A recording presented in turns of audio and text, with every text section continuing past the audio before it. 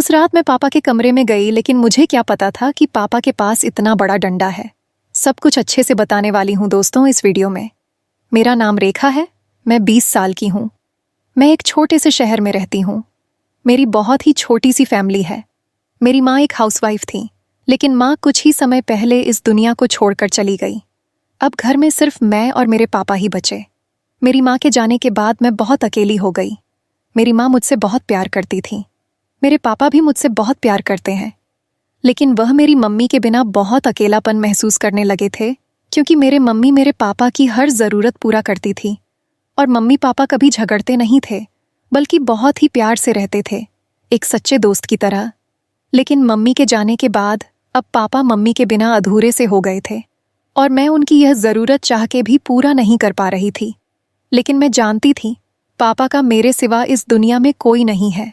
मैं सोच रही थी कि पापा को अब मुझे ही संभालना पड़ेगा। मैं पापा का ख्याल रखने लगी जिस तरह से मेरी मम्मी रखती थीं। अब इसकी वजह से मेरे और पापा के बीच धीरे धीरे नज़दीकियां बढ़ने लगीं। मैंने अपनी पूरी कोशिश की कि पापा को मम्मी की कमी महसूस ना हो, लेकिन यह इतना आसान नहीं था। मम्मी के बिना घर की रौनक जैसे खत्म हो गई थी। पहले जहां घर में मम्मी की हंसी गूंजा करती थी, वहीं अब एक अजीब सी चुप्पी ने जगह ले ली थी। मैं पापा का ख्याल रखने लगी। सुबह उनकी चाय बना देना, समय पर उनका खाना लगाना और उनकी दवाइयों का ध्यान रखना।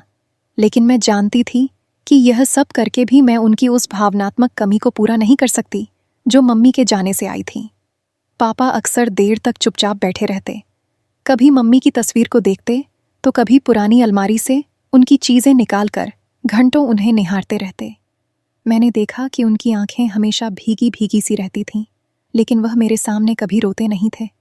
शायद वह मुझे कमज़ोर नहीं देखना चाहते थे, और मैं भी उनकी तकलीफ को महसूस करके भी खुद को मजबूत दिखाने की कोशिश कर रही थी।